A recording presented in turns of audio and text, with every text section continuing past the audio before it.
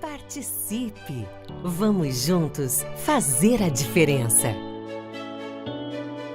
Escola de Pais do Brasil. O menor caminho entre pais e filhos. Pronto, vamos lá. Então tá bom, gente. Vou trazer para vocês hoje um pouquinho essa questão da dependência tecnológica, o que vem a ser isso, né? Da onde surge esse problema, o que é a questão da tecnologia hoje que tanto nos afeta, tanto afeta nossa família, a sociedade, os países, o mundo como um todo. Então, o que eu vou fazer, na verdade, é falar um pouquinho rapidamente com relação à questão da evolução humana, propagação da internet, geração digital e, finalmente, vou falar um pouquinho da escola e do papel dos pais. É um tema que é muito longo, eu precisaria de várias horas e eu vou tentar concentrar o máximo possível aqui para dar uma noção para vocês. Bom, então vamos começar, né? Vocês já devem ter visto ao longo da vida de vocês várias vezes essa figura, né? Essa figura mostra aí a nossa evolução e o que nós vamos nos centrar aqui, na verdade, é a questão do Homo sapiens. O Homo sapiens, que é a figura que mais se aproxima daquilo que nós vivemos hoje. Alguns autores vão dizer que o Homo sapiens, na verdade, ele era exatamente como nós somos hoje, e não aquele ser mais neandertal, com características mais primatas, mas que ele seria exatamente o que nós somos hoje. E a grande questão que a gente começa, né, a partir do Homo sapiens, seria a evolução humana. Nós temos, então, ao longo de todos esses 300 mil anos, as organizações que se davam do ponto de vista social. O que isso quer dizer, né? Lá atrás nós éramos caçadores e coletores, nós caminhávamos em grupos de até 140 pessoas, nós extraíamos os recursos naturais, colhíamos frutas, ervas, matávamos os animais para fornecer carne. A hora que o recurso natural se esgotava, o grupo levantava e seguia para as outras paragens. Isso foi muito positivo porque protegia o grupo da saúde geral, porque uma vez que o ser humano não ficava em contato com os dejetos produzidos pelo próprio grupo, ele estava sempre sendo, então, protegido. E o que nós temos, na verdade, ao longo do tempo, são diferentes formas de organização, desde as cidades mais primitivas, né, as cidades medievais, até São Paulo na data de hoje. E a grande pergunta que nós fazemos, que os cientistas, na verdade, vão fazer, é a seguinte, né? Será que alguma coisa se modificou de lá para cá? Afinal de contas, né, estamos falando hoje de tecnologia. Essa tecnologia, na verdade, ela vem embalando as mudanças humanas ou não? Então, vocês sabem como que em ciência a gente sempre tem as duas possibilidades, né? Você sempre terá uma pesquisa que vai dizer sim, é verdade, somos os mesmos, e outras não. Então, vou trazer aqui para vocês os dois lados da moeda para que a gente possa pensar conjuntamente. Bom, um primeiro lado vai dizer, o ser humano se modificou? Não, ele não se modificou. Ele é exatamente o mesmo, ele traz ainda as mesmas características dos seus ancestrais, e para justificar esse ponto de vista, eu trouxe aqui dois exemplos. Esse primeiro, eu não sei se vocês estão familiarizados, isso daqui eram pedras que eram colocadas do lado de fora, no ano 50 da era cristã, do lado de fora dos locais, lá na Itália, onde se faziam os banquetes, e reza a lenda que esses locais eram chamados de vomitoriums. Se vocês forem observar aqui, existe inclusive um local para a pessoa colocar o corpo aqui, ela se debruçava, colocava os dois dedos na garganta e provocava o vômito após ter ficado longos períodos de tempo se fartando naqueles banquetes intermináveis. Uma vez, então, que essa pessoa purgava, ela estava ótima e pronta para voltar à mesa e continuar lá sua diversão, o seu trabalho. Então, pergunta que a gente faz é, estaríamos falando aqui dos primórdios da bulimia nervosa? Vem da Itália também, um outro exemplo, que é relatada na literatura médica como a primeira descrição de uma pessoa na história que jejuava por períodos prolongados. Estamos falando aí de Santa Catarina de Siena, se não me engano é 1300 ou 1246, agora estou em dúvida. Santa Catarina de Siena entendia que jejuar era uma forma de se aproximar à purificação, era uma forma de homenagear Jesus, e nesse sentido ela adotava, até que ela veio a falecer por inanição.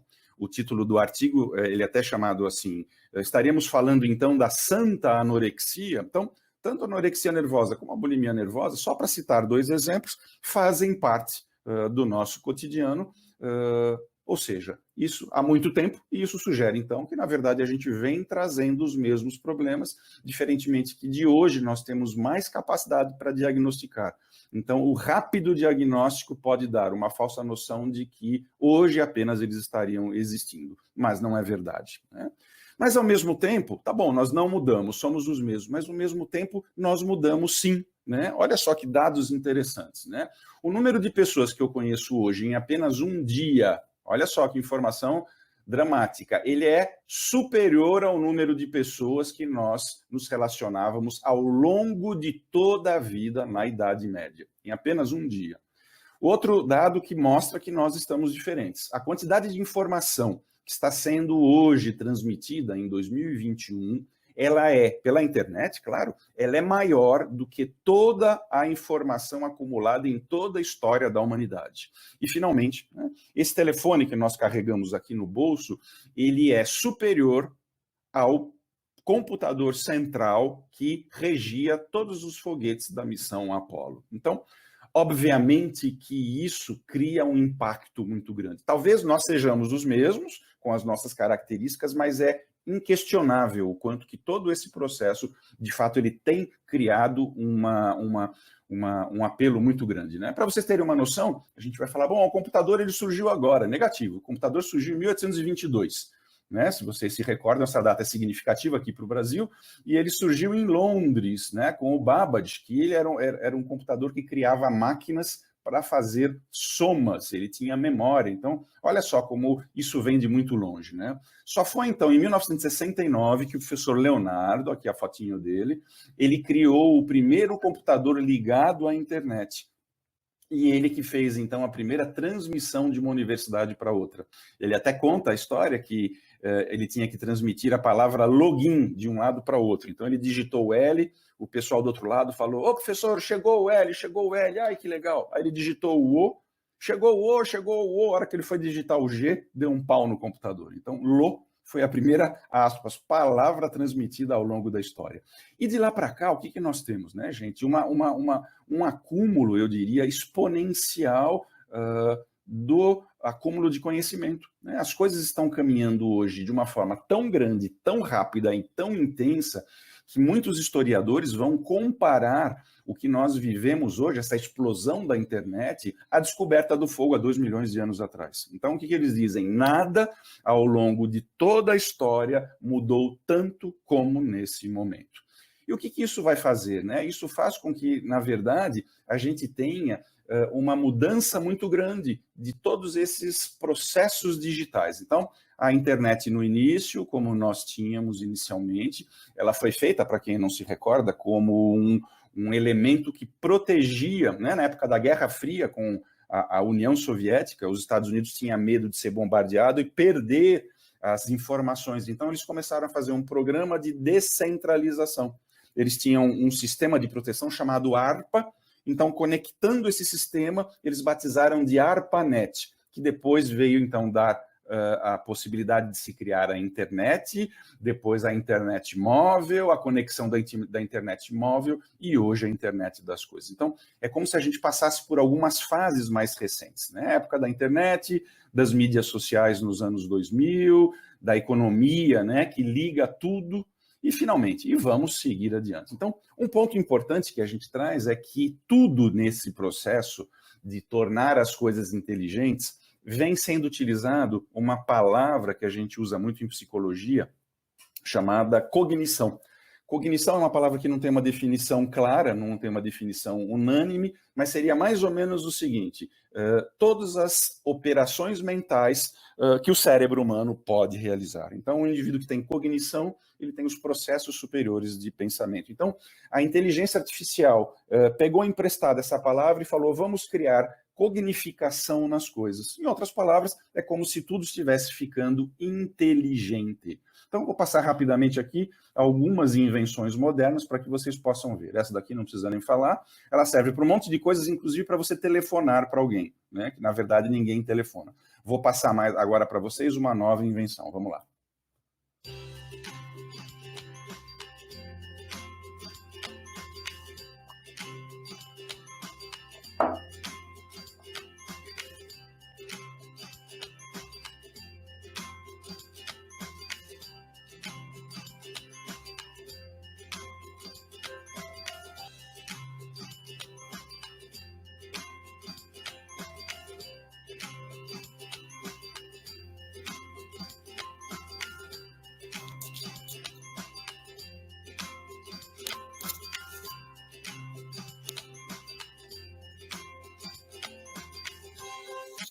Depois eu dou o endereço de onde vocês vão comprar.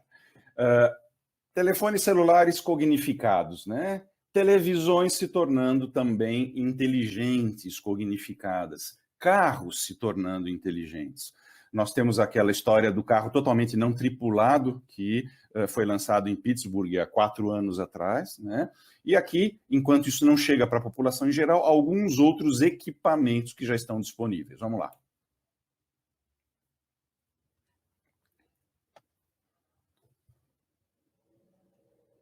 Hi, Chris. Oi, Cris. Oi, Brian. É segunda-feira. Você está indo para o escritório? Sim. Isso vai levar 24 minutos. Turn on the radio. Por favor, ligue o rádio. Tocando Kiss FM.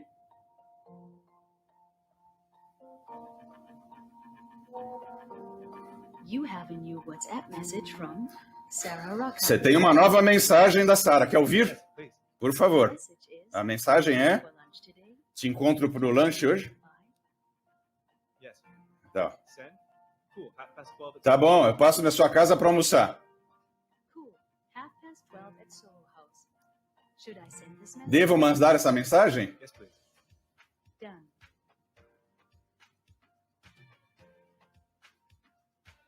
Chris, I'm running late. Então, ele vai falar, nós estamos atrasados, liga para o Peter. E aí ela vai chamar o Peter, vai... Muito interessante, né? Esse é o carro lá de Pittsburgh, totalmente não tripulado da Uber, né? As casas também estão ficando inteligentes. Vou mostrar para vocês aqui agora uma invenção chamada Google Home, que ela tem a concorrente chamada Alexa. Vamos lá?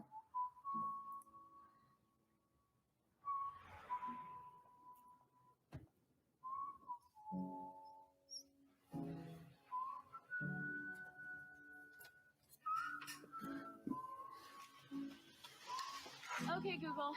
Turn on the hall light. Acende as luzes do hall, Google, por favor. Okay, Google, turn up the music. Por favor, levante o som. Okay, Google, what's a good substitute for cardamom? Combine 1 part cinnamon and 1 part nutmeg. Okay, Google, what's Qual é o som de uma baleia, Google? Okay, Google, what's the weather? Two babies dreaming. How do you say nice to me? Como que se diz para muito prazer em espanhol? Google, abaixa as luzes.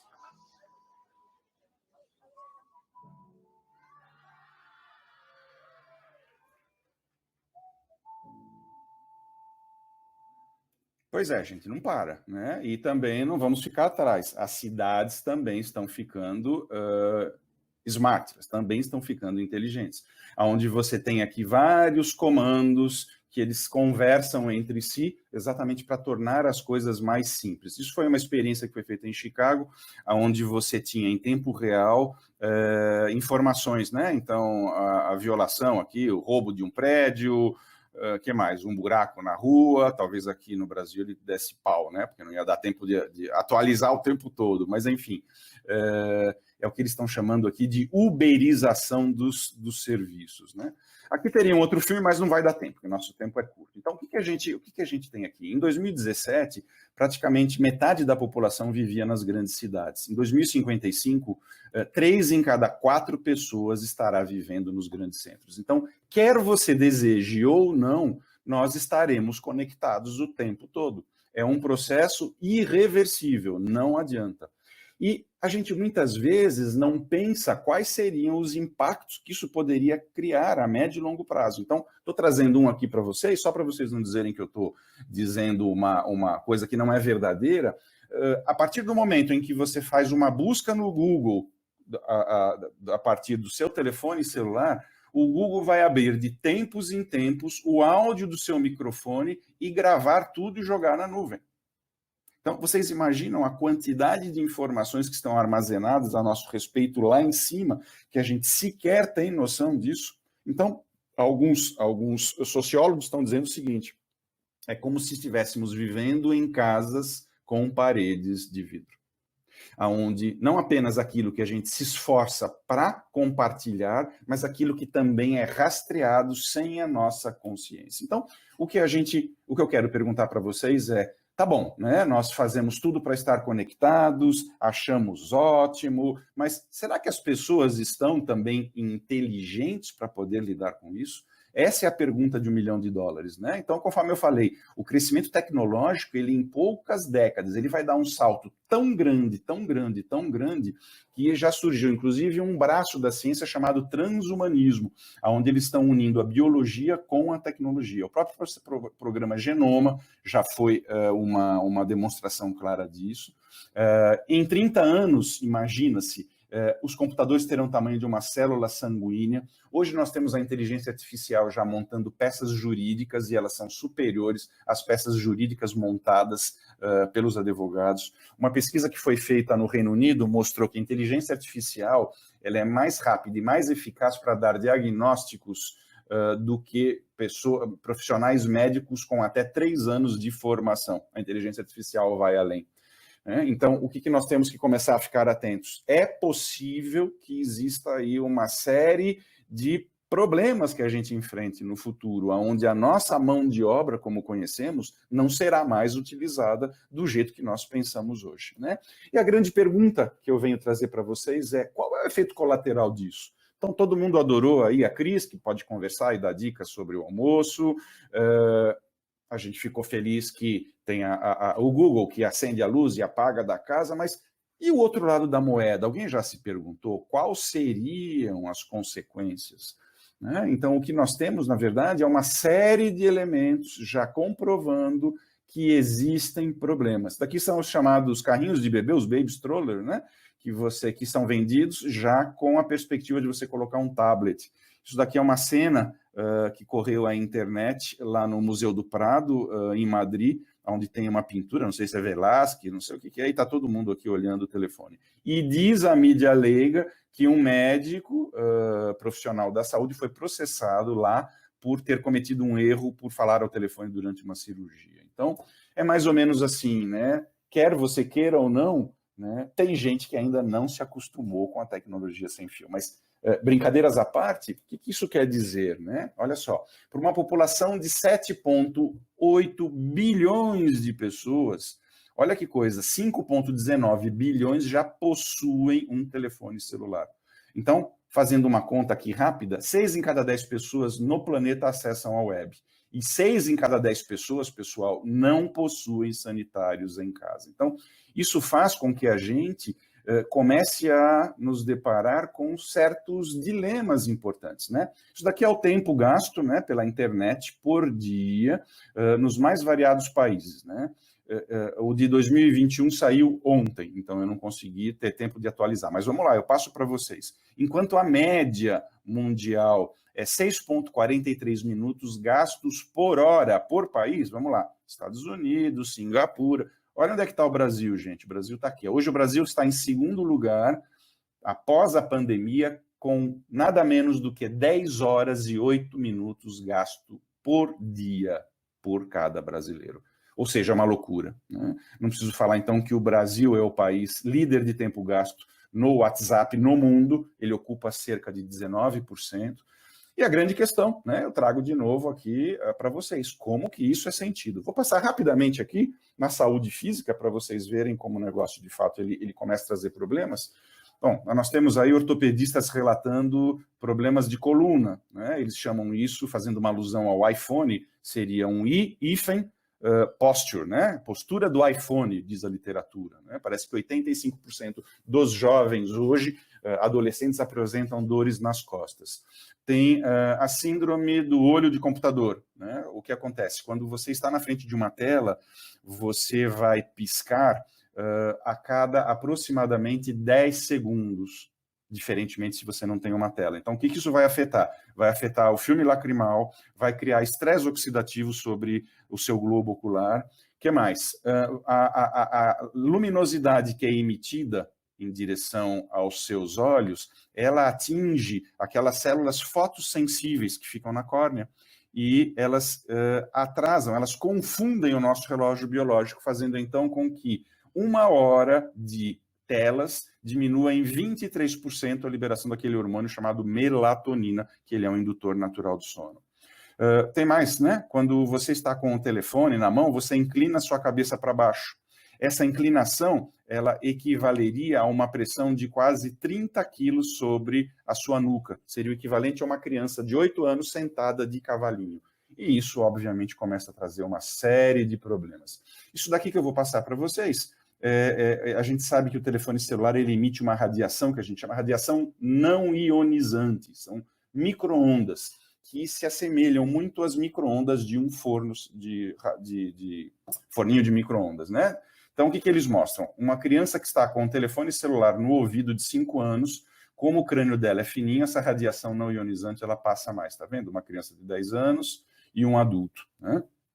Isso daqui é chocante, né? Sem um indivíduo usar o telefone celular e depois de 10 minutos de uso de celular, né? Cristiano, quanto que isso é perigoso? Bom, aqui a gente começa a entrar num nível que é bastante polêmico, né? Algumas pesquisas que já estão aí amplamente consolidadas mostram que essa radiação, ela afeta a memória recente, né? Já tem comprovação científica. Conjectura-se, né? Então, conjectura-se que essa radiação, ela seria responsável, em parte, pelo aparecimento daquele câncer de cabeça chamado glioma, que ninguém sabe qual é a origem, mas sabe que ele responde positivamente a essa energia termal, né?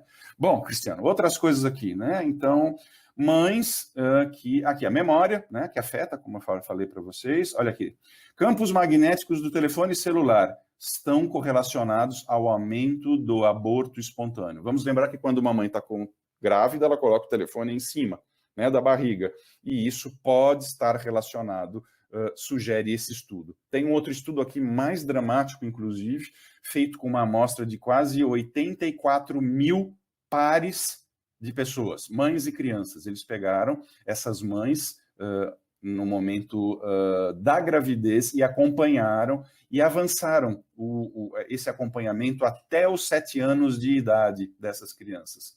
É uma amostra de 5 países, e o que eles constataram, né? Olha que coisa, que as mães que relataram, né? Essa pesquisa ela é polêmica porque é baseada em autorrelato, mas vamos lá. O que eles falaram? Que as mães que relataram mais uso de telefone celular foram as mães que, aos 7 anos, apresentaram filhos com mais possibilidade de problemas de déficit de atenção e hiperatividade. Qual é a explicação? Que a energia liberada por esse telefone, ela alteraria a expressão gênica, abrindo, então, espaço para esse tipo de coisa. Bom, não vou falar do Instituto Nacional de Câncer, né, americano, que faz recomendações. Pelo amor de Deus, não use isso, né? Mas vamos para a saúde mental, né? E a saúde mental, na verdade, que é a nossa área aqui, a gente vem relatando, vem tendo já bastante cobertura pela mídia leiga, não é de hoje, né? Várias publicações começam a descrever, olha, as coisas de fato não vão muito bem, né? E trago aqui para vocês uma conversa que eu tive com meu pai um dia. Ele virou e falou assim para mim, pois é, meu filho, vocês aí, os especialistas, aspas, né? Ele estava me provocando, né? Vocês acabam vendo o problema em tudo, né? Então ele me disse assim, eu sobrevivi ao telefone, você sobreviveu à televisão, e nós estamos aqui todos crescidos, grandes, ninguém teve problemas. Tudo é uma questão, ele me disse, de autocontrole. A tecnologia, meu filho, ela é neutra. O que vai ser problemático, na verdade, é a forma como você utiliza. Se você conseguir ter equilíbrio, possivelmente você não terá problema. Bom, é uma explicação convincente, né? Seria convincente se a gente não soubesse o outro lado da história. Então, estou trazendo para vocês aqui uma foto de uma empresa, que eu não posso falar o nome dela, senão ela vai me processar, claro, né? Essa foto ela foi tirada às 3h15 da manhã. Como 3h15 da manhã, Cristiano? É exatamente isso. O que isso quer dizer? Isso quer dizer que as empresas de tecnologia hoje, elas são empresas que a cada 24 horas elas atualizam as bases nas quais a sua mecânica é funcionada. E o que elas fazem? Elas vão criando elementos que engajem o usuário a uma navegação mais prolongada. Por quê?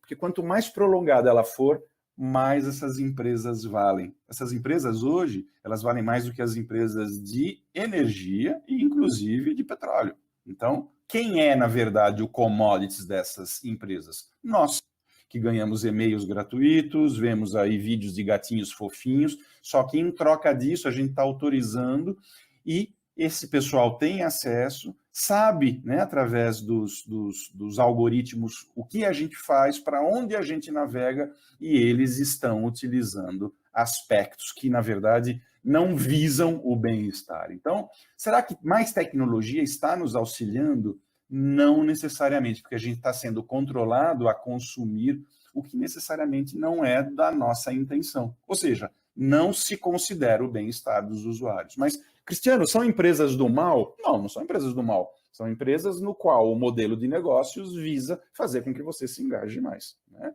E isso já está sendo dito há muito tempo, né? Existe uma série de recursos aí que vão mostrar que, na verdade, você está sendo manipulado. Ou seja, quando você tem esse portal pessoal na sua mão, você tem, na verdade, tudo, absolutamente tudo. E está sendo utilizado o que a gente vai chamar, então, da ciência da persuasão. Né? Aqui é uma analogia àquele experimento que se faz na psicologia da caixa de Skinner, né? Que é onde o ratinho abaixa a barra e ganha água, né? Então, é mais ou menos isso, né? Cada vez que o indivíduo faz coisas certas, ele ganha certos prêmios, e isso, obviamente, está recheado nas aplicações, né? Então,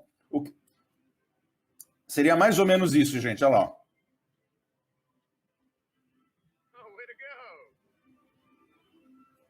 Vocês reparam que, inclusive, até o próprio processo de você atualizar o telefone celular, olha lá, as redes sociais, o que é? É exatamente como uma alavanca de jogos, né? A hora que eu estou na frente do cassino, eu chego lá, então o que a gente tem? Liberação de dopamina, gente. Dopamina é aquele neurotransmissor ligado à sensação de recompensa. Então, um outro dado importante que ninguém sabe, redes sociais. Vamos imaginar, então, que eu estou conversando aqui com o Dr. Rui, e eu vou falar para ele, Rui, deixa eu te mostrar uma coisa, as fotos que eu fiz do meu casamento, né? Então aqui, vamos imaginar que seria foto minha com a minha mulher, onde que seria isso aqui? Vamos pensar, vai, Cancún, vai, olha lá, Rui, querido, fui para Cancún. No mundo real, né, eu postaria essa foto e eu teria, vamos imaginar, 45 likes em 1 hora, certo?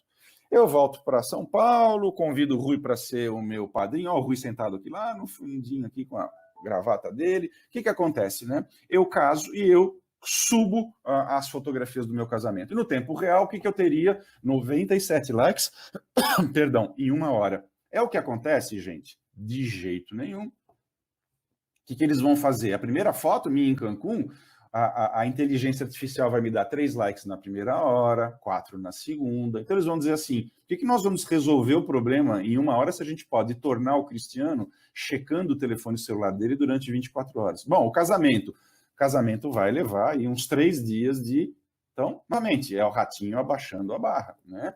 Esse daqui é um senador importante chamado Josh Hawley, que ele entrou no ano passado, né, com um pedido no Senado americano para que as empresas de tecnologia tirem esses que eles vão chamar aí de padrões manipulativos de navegação, né? Eu estou participando de uma carta aberta, inclusive vai ser protocolada agora na segunda, no Congresso Nacional, pedindo que seja feito a comissão, seja criado um grupo de trabalho para que as nossas crianças sejam orientadas, porque o que está acontecendo não é muito legal, gente. Principalmente para essa geração digital, né? Qual é a geração digital? É a geração que nasceu, na verdade, olha lá, ó, a partir de 1996, quando os iPhones, né, os telefones móveis, foram criados, e junto também com o desenvolvimento das redes sociais. Então, daqui para cá, nós temos essa geração digital, temos agora a geração alfa, e isso está fazendo com que, de fato, muitas coisas sejam diferentes. Tá?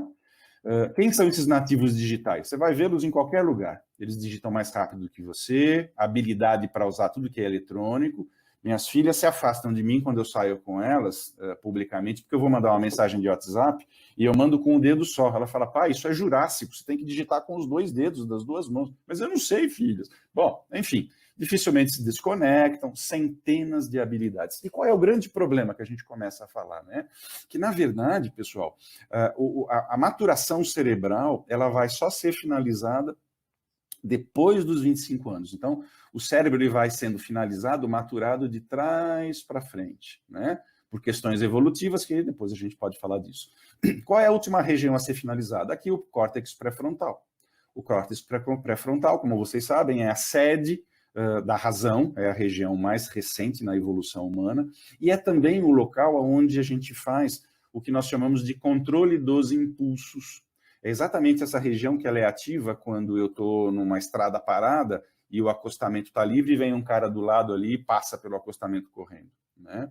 Possivelmente, se ele for um jovem, isso se deve ao fato de que, mesmo que esse jovem, aspas, saiba que aquilo é errado, ele não consegue ter força biológica para inibir comportamentos que sejam ruins. Então, olha só, conforme vai ficando azul, indica a finalização do cérebro, né? Quer dizer, somente depois, lá na frente, isso aqui está dizendo 20 anos, né? Mas muitos autores vão falar que só depois dos 25, olha lá o pré-frontal, finalmente pronto, né? E o que nós temos, né? Essa geração absolutamente conectada, né? Dizem, né, algumas pesquisas que essa populaçãozinha aqui, ela vai gastar até os 18 anos 20 mil horas e surfando na internet 10 mil horas, tá? Ou seja, é uma realidade, pessoal, que é extremamente diferente. Cristiano, você está exagerando. Não, não estou, não. Querem ver?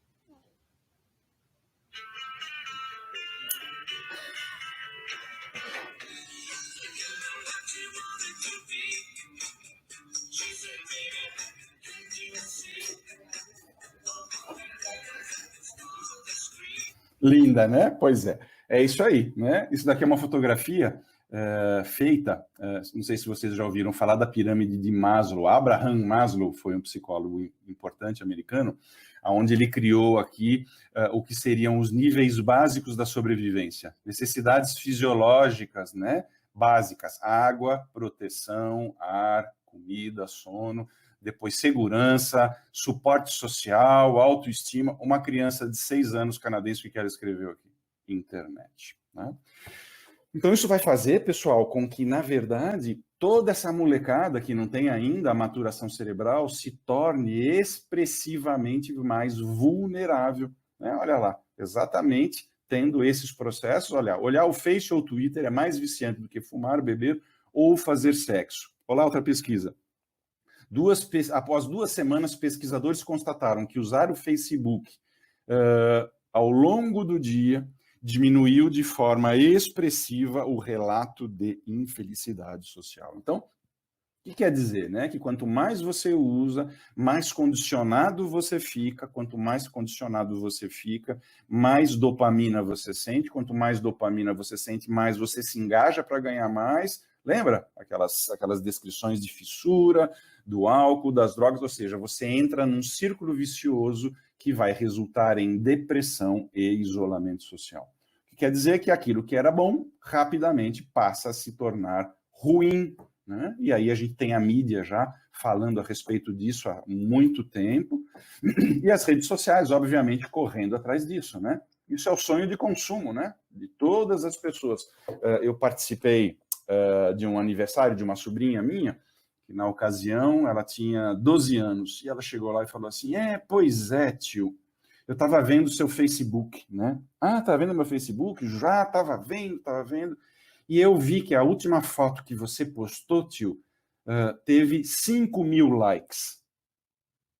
5 mil likes, Juju? 5 mil likes. Mas, Juju, pensa, não foi por causa de mim, né? Porque eu tirei uma foto com um famoso, né? Eu fui no programa do famoso lá, e aí Não, tio, não. O que eu quero saber é, por que as pessoas não gostam de mim como gostam de você? A foto do meu aniversário, tio, eu tive 14 likes. Ela estava realmente perturbada porque ela não estava tendo a aprovação social. Então, o que acontece, né? Você começa a viver uma vida que ela é, na verdade, tão hiper valorizada, ela é superlativa, ela é envernizada, que as pessoas começam a ficar dependentes dessa imagem. E isso vai criando, então, um distanciamento da realidade concreta. As pessoas começam a trocar a vida real pela vida virtual. Tá? Essa é a primeira charge que foi publicada no jornal The New Yorker em 1996. Um cachorro conversando com outro. Ó, amigão, na internet ninguém sabe que você é um cachorro. Ou seja, a realidade virtual fazendo com que você você possa maquiar, você possa criar um outro contorno psicológico. Isso daqui é um jogo que já está já caiu em desuso, né? Onde ele é um jogo internacional, mas curiosamente existem reproduções de cenários de cidades brasileiras. Calçadão de São Paulo, Ipanema, Copacabana, tá? Então aqui é o indivíduo na vida real, eu não estou falando de uma criança, hein? E aqui é o personagem, como que o avatar dele se apresenta do lado de lá. Vida real, avatar, vida real. Estão sacando a diferença aí? Tá? Como do lado de lá as coisas funcionam? Vida real, gente. Avatar. Ó, tchutchuca, né? E, finalmente, vida real. Avatar. Ou seja, qual é o adolescente que não passa por dificuldades? Qual é o jovem adulto que não está inseguro? Ou seja, do lado de lá, tudo fica absolutamente maravilhoso. Fizeram aqui uma pesquisa Nielsen, com 45 mil indivíduos e colocaram esse rastreador ocular. Né? Esse rastreador ocular, ele mostra como que o olho humano interage. E deram telas para esses 40 mil sujeitos. O que eles viram? Que quando você está na frente de uma tela, você faz exatamente esse movimento aqui, ó, de um lado para o outro, desce um pouquinho aqui, tá? Que é um jeito muito diferente de como nós lemos normalmente. E aí a pesquisa era, né, eles queriam saber como que as pessoas leem na internet. How people read on the web. E o documento falou o seguinte, a conclusão, né? A primeira linha do documento dizia, ênfase no original, they don't. As pessoas não leem na internet. Olha só, das 40 mil pessoas, apenas 16% lia palavra por palavra. O restante apenas escaneava, saltava, pulava, deixando o resto de lado. Moral da história, né? Quando você utiliza os equipamentos eletrônicos para o estudo, você recruta regiões do seu cérebro que ela mais se aproxima a um jogo dos 7 erros e não com uma capacidade profunda de análise. Ou seja, você tem que rapidamente olhar, decidir para onde você vai navegar, e isso faz com que, né, a nossa habilidade de conexões profundas comece a ser afetada. Não é à toa, então, que as gerações mais novas estão apresentando um declínio de QI em comparação às gerações anteriores. Gente, não vai dar tempo, eu vou ter que correr aqui, mas eu tinha muita coisa para passar para vocês. Aqui fizeram algumas experiências, tela versus livro, né? O que eles viram, né? Que os indivíduos que leram no computador, eles não conseguiam depois recuperar a memória, porque a hora que eu estou com um papel na mão e que eu grifo, eu anoto, é o tempo que eu preciso para recrutar todas as regiões que vão provocar a consolidação da memória. Na internet é tão rápido que, embora eu tenha o acesso à informação, a informação não é ancorada na memória de longo prazo, ela não vira conhecimento. Inclusive, me caiu na mão ontem um texto que dizia os efeitos da aprendizagem online. É de arrepiar. O que eles estão dizendo? Eles estão dizendo o seguinte, que quando eu tenho, na verdade, um hipertexto, né? Um texto pela internet que tem gráficos, que tem animação, que tem música. Isso faz com que a região do meu cérebro ligada à detecção, à interpretação, ela tenha um gasto extra, um gasto suplementar de energia metabólica. E pasmem, o que eles vão dizer? Isso provoca a perda da integridade da região em questão. O que isso quer dizer? Nós não estamos trabalhando mais a nossa mente como nós deveríamos. E isso tem implicações sérias. Então, ontem eu via numa postagem aqui no Instagram, uma colega falando, um profissional aí, porque agora com a pandemia, né, a vida digital é a nova possibilidade para a humanidade. Será? Será? Vocês acham que de fato? Quanta gente, quantos alunos não estão estudando com a câmera fechada? Eles não conseguem mais se concentrar. Tá? Então, nós temos que pensar. Então, as medidas de QI estão declinando, a esfera intelectual está se modificando, os textos densos estão sendo abandonados, né? Enfim, alguma coisa não vai bem no reino da Dinamarca, como diz aquele ditado. Né? Então, o que nós tínhamos, né, para a gente falar do que é importante? A alegoria da caverna de Platão, lembra?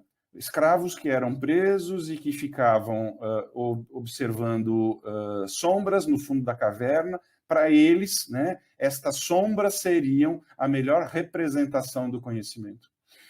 Essas pessoas só estariam livres e prontas para aprender quando elas saíssem. E eu pergunto para vocês, alguma diferença das nossas crianças que estão olhando para o fundo da tela? Qual é o mundo que está sendo criado e mostrado? Né? Será que, de fato, aquilo que está sendo mostrado para cada um é verdade?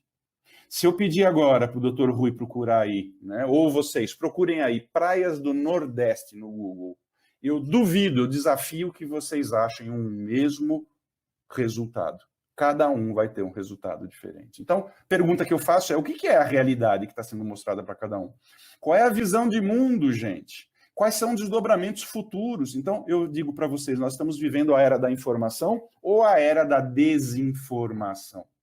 Isso eu costumo dizer, né? Daqui a algum tempo, né, as pessoas vão olhar para trás e vão se perguntar como que o cidadão de hoje não tinha noção do que estava acontecendo com ele, dos efeitos que isso estava produzindo. Né? E aí uma frase importante que vem do livro, do filme do Dilema das Redes: nada de grandioso entra na vida de uma pessoa sem uma maldição. E aí entram as questões, né, dos diferentes níveis de utilização. Vou passar agora, vou interromper um segundinho para mostrar um vídeo para vocês. Vamos lá, ver se eu localizo aqui, que é importante. Deixa eu acho aqui. É aqui.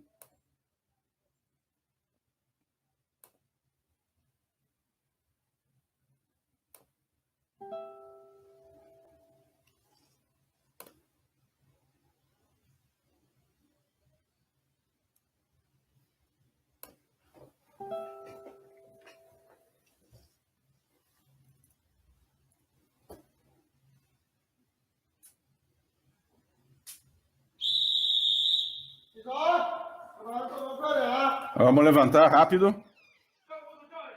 Rápido, rápido. Esse é um centro de tratamento para dependência de internet no subúrbio de Beijing.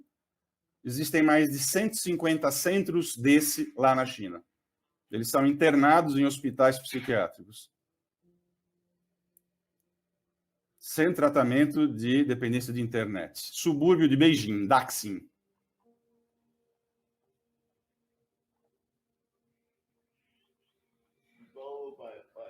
Por favor, dá essa carta para minha mãe. O que você fez?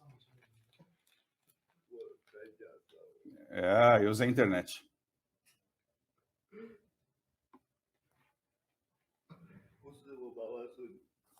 Meu pai me trouxe aqui para ver o médico, mas em vez disso eles me trancaram aqui. Amarraram minhas mãos.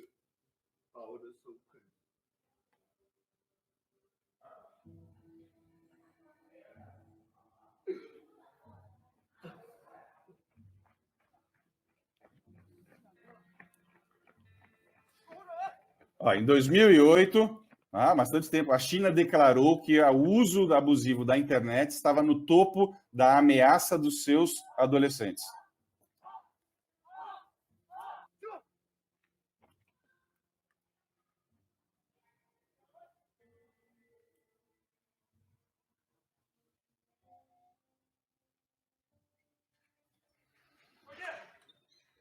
Gente, não vai dar tempo. Infelizmente. Tinha mais coisa para passar para vocês, mas não vai dar tempo. Peraí. Não. Vamos lá.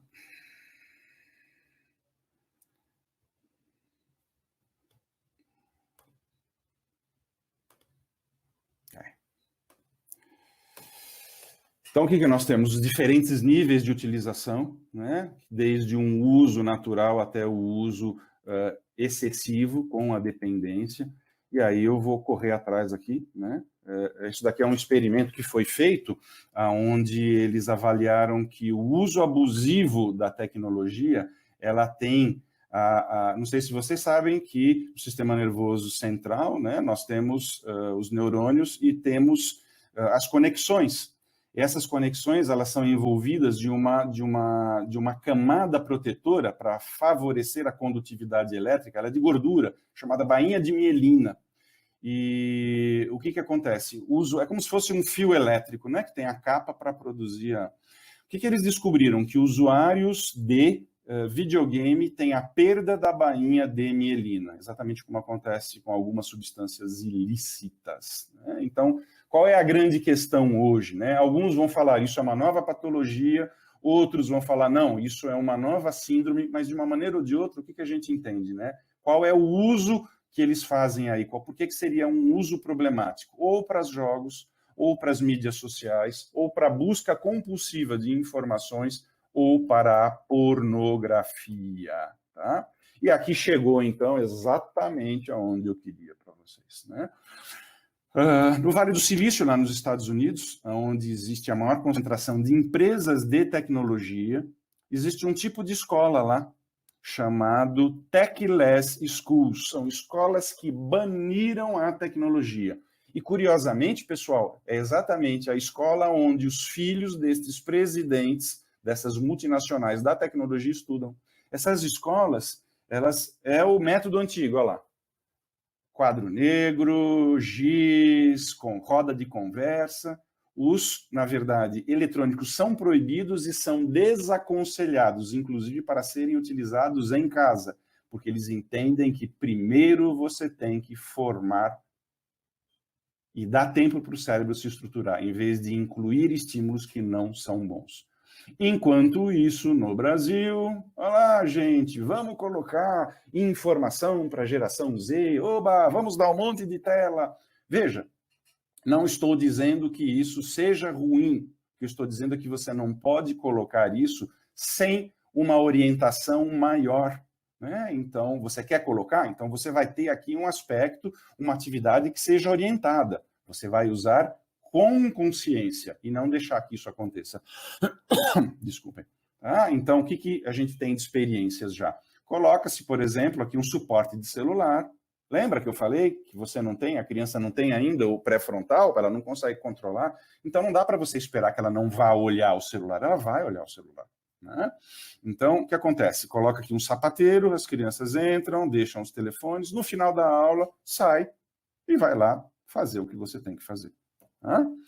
É exagero, gente? Olha lá, aqui que nós pedimos, né? Meu nome é Carlos, preciso parar de jogar o World of Warcraft e não consigo. Me ajudem, por favor. Ele tinha 8 anos, gente. 8 anos. Outro e-mail que recebemos. Sou uma mãe muito triste que pensa em sumir. Tenho um único filho dependendo dessa praga de modernidade. Se tornou agressivo. Não quer saber de nada. Não conversa com ninguém. Parece doente mental. Conversa sozinho. Ajudem a tratar essa doença tão grave. Já entrou em luta corporal com o pai, pois desligou o celular. Não há controle. Socorro, quebra as coisas. Olha lá.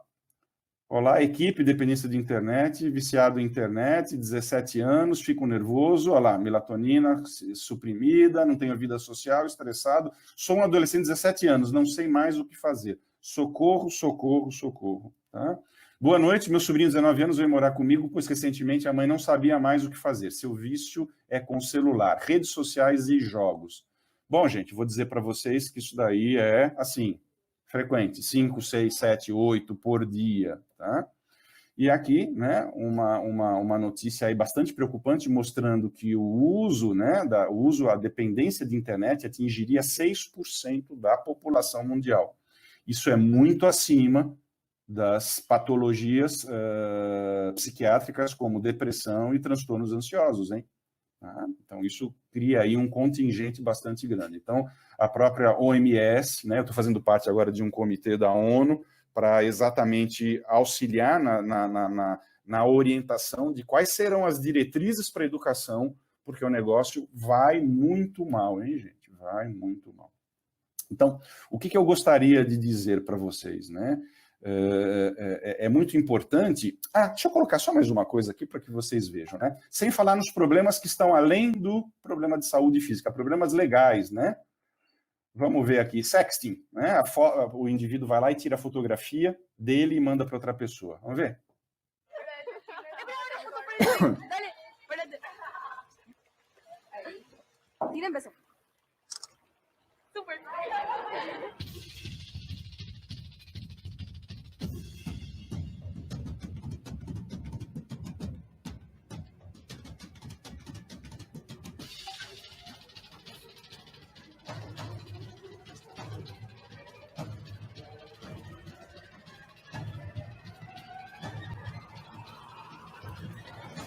Cuando subís tu foto a internet, puede ir a parar a cualquier parte. Cuidado con lo que subís a internet. Es un mensaje del gobierno nacional.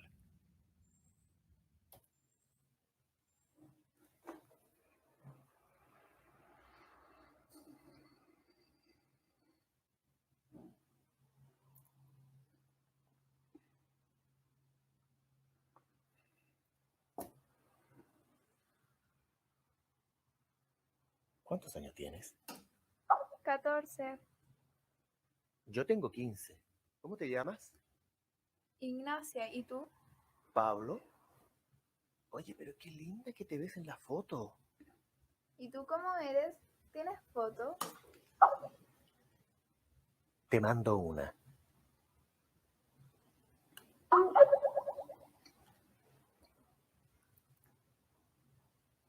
Te ves muy bien. Gracias. ¿Te puedo ver por video?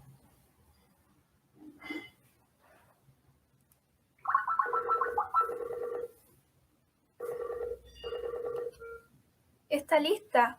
¿Cómo me veo? Preciosa. Ignacia, ¿qué estás haciendo? Nada, estoy estudiando.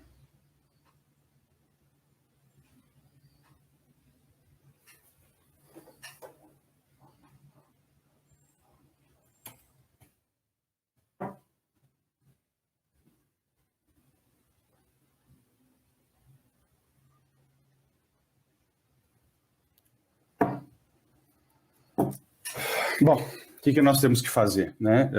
Eu acho que a grande questão é que nós tenhamos uma capacidade de acompanhar nossos filhos na internet da mesma forma com que nós faríamos se o seu filho falasse: mãe, vou dormir na casa de um amigo. O que você vai fazer? Quem é o seu amigo? Quem são os pais? O que ele faz? Então, conforme passou o primeiro filme, né?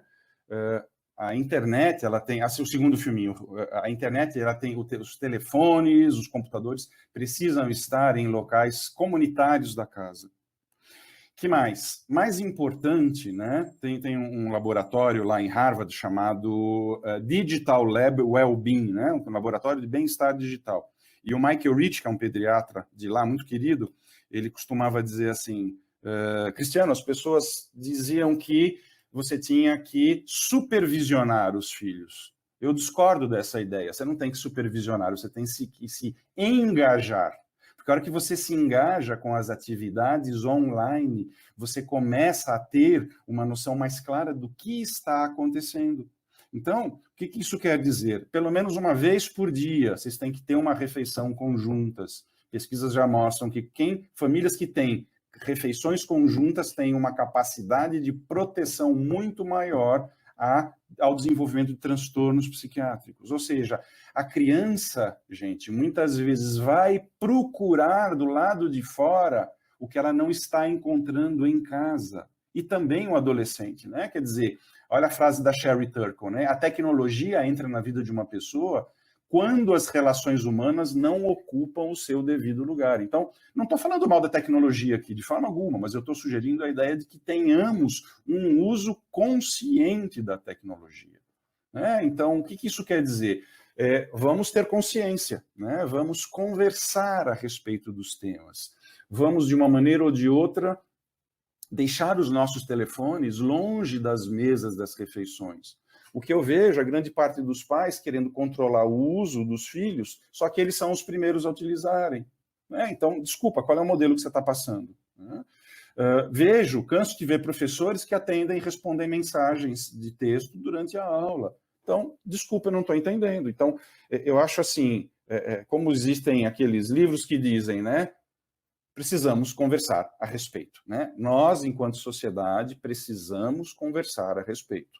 Não existe uma última palavra, o que está fazendo aqui, na verdade, é desenvolvendo um senso crítico para que a gente possa conversar, mas desenvolver essa crítica saudável, ensinar as crianças a terem controle, períodos e formas saudáveis. Vamos fazer no final de semana um detox digital? Gente, hoje ninguém mexe no telefone celular, tá bom? Só à tarde, vamos ver como é que vocês se sentem. Vamos lançar desafios, vamos criar formas que sejam... Né? Porque a hora que isso entra, gente, muitas vezes pode ser irreversível. Isso foi que eu levei para o governo no ano passado, a gente fez lá em parceria com o Ministério da Mulher, da Família e dos Direitos Humanos, o Detox Digital Brasil. Foi muito legal, claro, não teve quase repercussão nenhuma, porque não é interessante falar disso, né? As empresas não... Mas, né, eu acho que cada um está fazendo sua parte. Então, recomendações finais. Antes dos 2 anos, gente, 0 de telas. 0 de telas. Ah, mas ele adora. Não interessa se ele adora. Você não adora e não vai deixar. 0 de telas. Tá? Se você deixar o seu filho mexer na tela, a primeira coisa que vai acontecer é isso aqui, ó. Vai gerar atraso no desenvolvimento da fala. Tá? Então, se você quer que seu filho não fale, você dá o telefone celular para ele. Tá? Dos 2 aos 5 anos, 1 hora de tela, longe das refeições. Né? Essas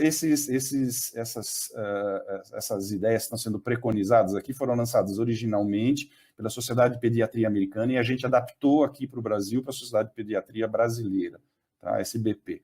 Então, dos 2 aos 5 anos, 1 hora.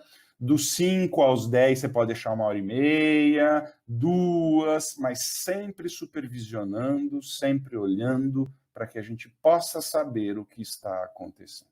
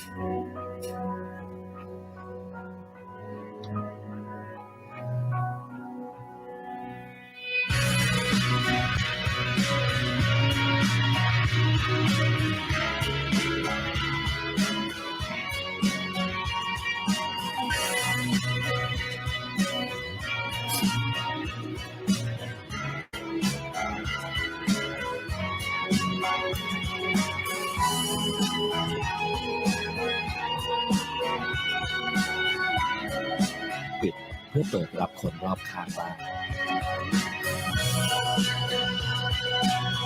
e-tag เชื่อในความ